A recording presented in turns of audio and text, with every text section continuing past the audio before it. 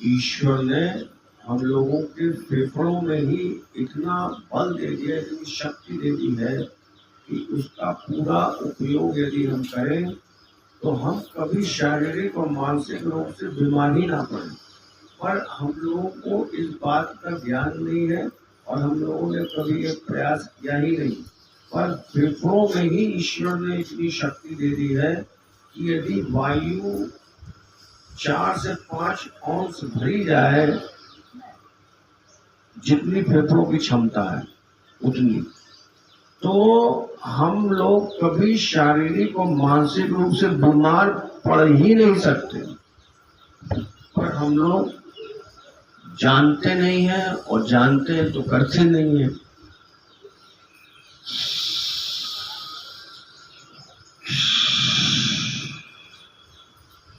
सांस लेने का तरीका, सांस लेने से तात्पर्य छोड़ने से भी है। छोड़ना ज्यादा महत्वपूर्ण है भरने से, हम रोज आपको बताते हैं। जब सांस आप छोड़ेंगे तभी ऑक्सीजन आपके फेफड़ों में एब्जॉर्ब होगी, फेफड़ों से रक्त में एब्जॉर्ब होगी, फेफड़े बॉडी सोखेगी उसको। 20% ऑक्सीजन आपकी बॉडी वायु से निकाल देगी। जब आप सांस छोड़ेंगे, चाहे आप खुद ही देख लीजिए, करके देख लीजिए, जैसे सांस आपने भरी, ये तो भर गई, अभी भरी हुई है फेफड़ों में, अभी बॉडी में नहीं गई है, अभी बॉडी में नहीं गई है सांस, जाएगी कब?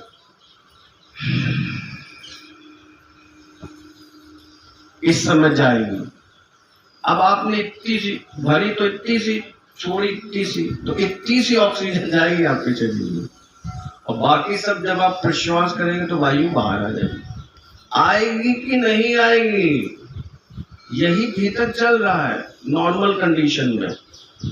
भरते तो आप ठीक है, आपने भर ली, लेकिन छोड़ते आप पूरी नहीं है। तो जितनी छोड़ेंगे उतनी ऑक्सीजन अंदर पहुंचेगी आपके शरीर में, और बाकी जब आप फिर सांस छोड़ेंगे तो बाकी जो वायु फेफड़ों में भरी हुई थी वो निकल आएगी बाहर।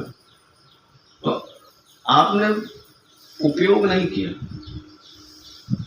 तो कम से कम योग करते समय, प्राणायाम करते समय कम से कम उतनी देर तो सांस को जितना भरे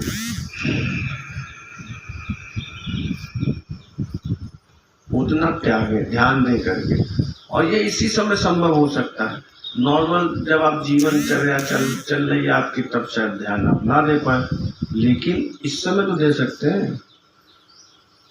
इतना ही आप कर लेंगे ना तो पूरा दिन के लिए पर्याप्त आपको ऑक्सीजन की प्राप्ति हो जाएगी।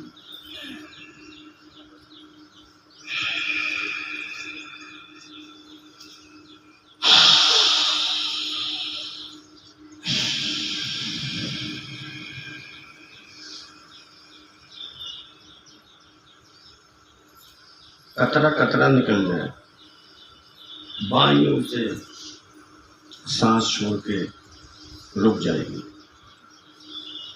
और अपने अपने स्थानों पर